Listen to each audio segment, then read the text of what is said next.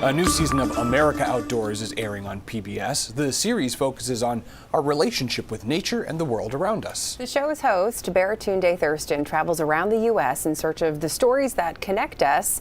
This week, an episode will highlight Maine's outdoors and the people who make it great. It was a chance for Thurston to learn something new and reconnect with a place from his past. We went to Bar Harbor. We took the ferry over to Nova Scotia. We camped and got hit with a skunk. We went to Acadia National Park. Saw the Thunder Hole thing. Can't quite remember the name. It's really beautiful. Yep. Bought some corn off the side of the road, and had my first beer, birch beer. This series specifically focuses on how we as humans connect to our environment. I think this season I read is like it's focusing more on our overall health and wellness, and how it relates to the environment. So I'm wondering, how do you want people to feel after they watch? Better. I want people to feel better after they watch an episode of America Outdoors than when they started. I want them to feel surprised. They should learn something they didn't know, even if they're from the place. If you're from Maine and you watch this episode, you should learn something about Maine. It's not just for outsiders to show off all the things the insiders know. We're revealing some things, hopefully internally as well. And I want people to feel connected, to their version of the outdoors, and to the nature that we all should have access to. But Mainers have learned to embrace the harsh winters and find bounty for their bodies, minds, and souls. You're shining light on communities, you're shining light on conversations that we may, like you just said, we may not have known existed. Yeah, it's a great privilege to learn from and connect to these various people who have learned from and are connecting to nature. And, in the case of Maine, there's Mere Point Oysters, which is doing really beautiful, magical work to create work where lobster used to provide so much more than it does. And they are on to oyster farming and the way the oysters help and the way they create jobs so that kids can stay where their parents are and actually earn a living and make money. That's a real conversation. There's some raw conversations about mental health, about substance abuse disorder, as we had with the Western Maine Addiction and Recovery Institute, WMARI.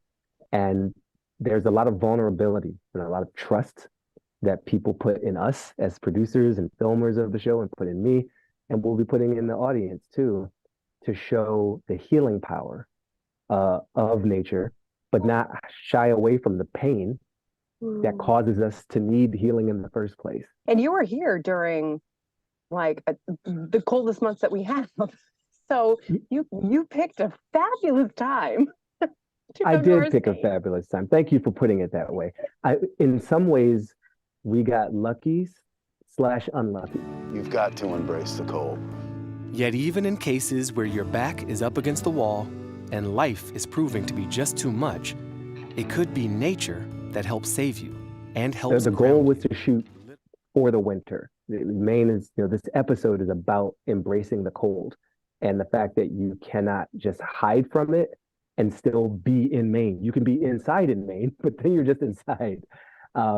But the week we were there was abnormally warm, which is a thing that's happening. What wasn't any warmer based on the air temperature was the water temperature. And I did this cold plunge with the ice mermaids of Maine. The cold isn't something to be avoided or feared. It's something to be owned, to jump right into.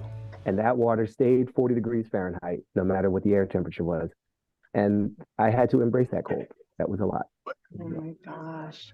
People ask me when I'm in the water, is it cold?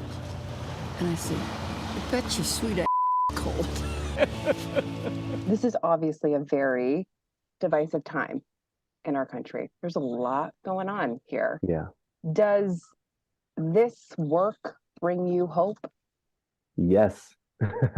It brings me much needed hope. When I see a whole town and visitors from around the country and the world descend on the Thompson Ice House in Maine to help harvest that ice and there's kids and there's elderly folk and everyone in between. It's a really good, tangible reminder that we can still do things together as a people, as a diverse set of people. And when I see, the oyster farmers creating those new jobs, acknowledging climate change, but not stopping with the acknowledgement. Okay, what do? How do we still got to eat? We still got to have purpose. We still got to make money. And we have to do it in a way that doesn't recreate this cycle of damage and higher temperatures and more severe weather over and over again. So you can catch that episode of America Outdoors featuring the state of Maine tomorrow. That's Wednesday, October 11th at 8 o'clock on PBS. It looks like it should be pretty cool. So Literally. Yeah. Yeah.